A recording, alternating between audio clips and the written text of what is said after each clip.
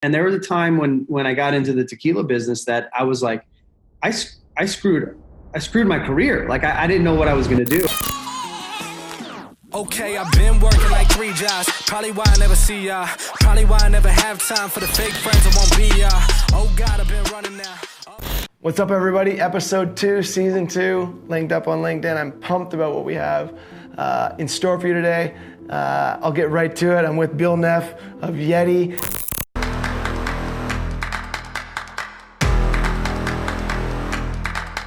Bill, tell everyone what you do and why you love your job so much. Yeah, so I'm our vice president of consumer marketing, which we talk about building breadth and depth at Yeti. And so I'm kind of responsible for building the depth part of it, which is all our partnerships, sponsorships, ambassadors, events. We don't jam ourselves into that community and start title sponsoring everything.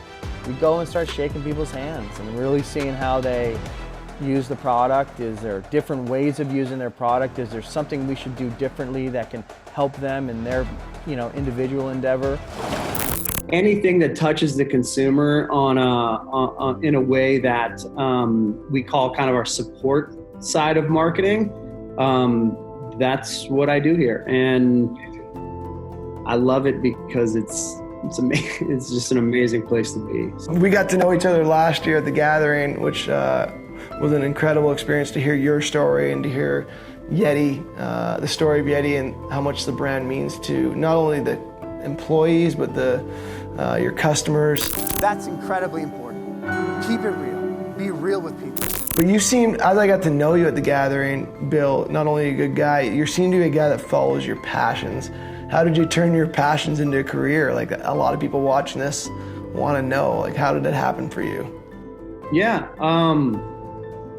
So as a kid, I wanted to be the catcher of the Oakland A's. That was kind of my dream thing, and it was I loved baseball. Grew up playing baseball, and about 9th grade, I realized that probably wasn't going to happen for me. And I remember my dad said, "Hey, just because you're not going to be a professional baseball player doesn't mean you can't work in sports or baseball or whatever."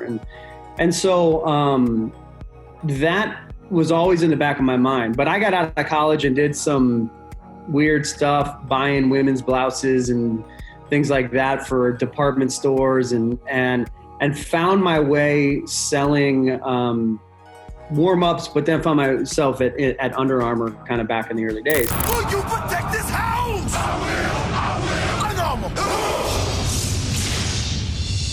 You were at Under Armour back in the day when it was just getting going? Yeah, so I was there in 2003. So it had probably snowballed a little bit, but we were still selling tight t-shirts and just, there was like 10 SKUs we were selling at the time.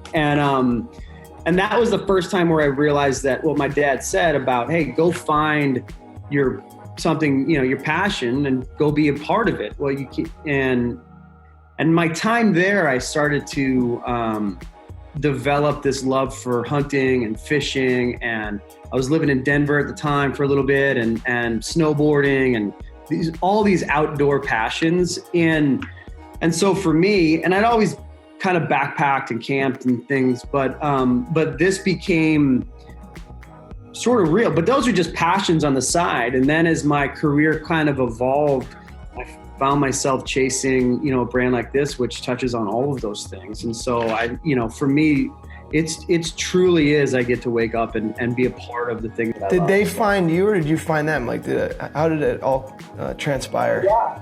They found me. I was working for a small hunting company called Sitka Gear up in Bozeman, Montana, and we were working with Yeti a little bit, just on events and some films. We were doing some partner films, and the vice president of marketing at the time was trying to create a sports marketing group down here, and they were going to call it community marketing, and they were looking for someone who had been at a director level at Under Armour or Nike, and he asked me if I knew anyone, and then he was really asking about me, and that kind of led me down to Austin, Texas. I didn't think I'd ever leave Montana.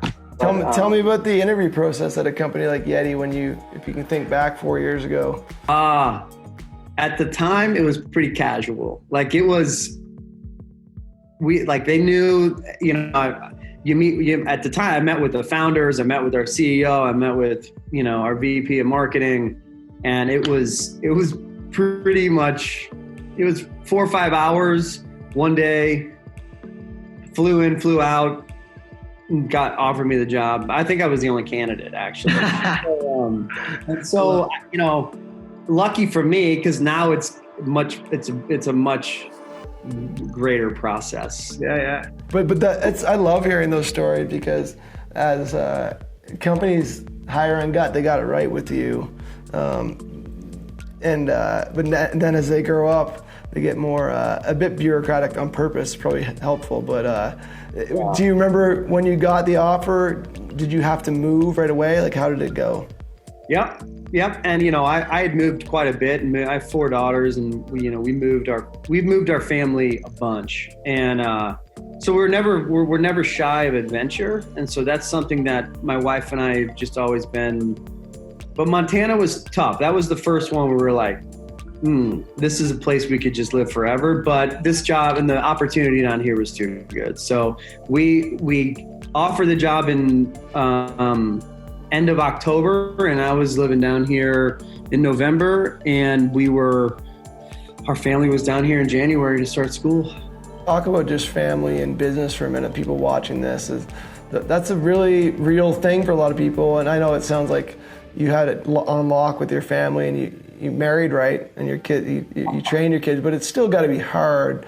What goes through your mind? I know you're pretty nonchalant about it and you just did it, but is there a moment when you get the job offer, like, shit, like, the kids have friends, like what goes through your mind, like, for parents that are watching this right now that know they have this awesome job opportunity? How did you make that pivot that smooth? Yeah, it is tough. Like the first couple, the kids didn't have a vote. We just left. Then the last 2, from St. Louis to Montana and then Montana to Austin, have been tough. And, I always put, like, you're on for someone watching, you're on a career path, and there are good decisions you make and bad decisions for your family. And I've always thought of, like, we're here to make sure our family is they have what they need, and we're on the right path and our path. And some people's path is in the same city their whole life, and that's great. And I was just never on that path. And it's tough though. It is tough. And like I said, at this point, I got a freshman in high school, and then they kind of teeter down every other year or so. We're at a point where we're gonna, and the job's perfect. And so all those moves and all those things led up to here. I always think back, like, what would I have done if I wouldn't have made the move? And I wouldn't want to be anywhere else. And at this point, I don't think my kids would want to be anywhere else. There's something about just trusting your gut, right? Like, just knowing it's right. And yeah, someone asked me a similar question one time, and I'm like, I don't think, if you want to move in your career and you want to do things and grow, because there has been, and I talked about it last year, like at the gathering, like, there was a big misstep for me. Like I thought I'd be just, I don't know what I thought I'd be doing right now. And there was a time when I got into the tequila business that I was like, I screwed my career. Like I didn't know what I was going to do. But for anybody who is wondering, like, I'm never a believer in just closing doors. I'm always open to conversation and always open to what is, when someone calls, it's like, what are you looking for? And I'm not the right fit for everyone. Like my philosophical belief in marketing isn't right for everyone. And that's okay, but I think you always have to have those conversations and keep those doors open. And we always crawl before we walk, and we always walk before we run. But once we're there, we tend to stay.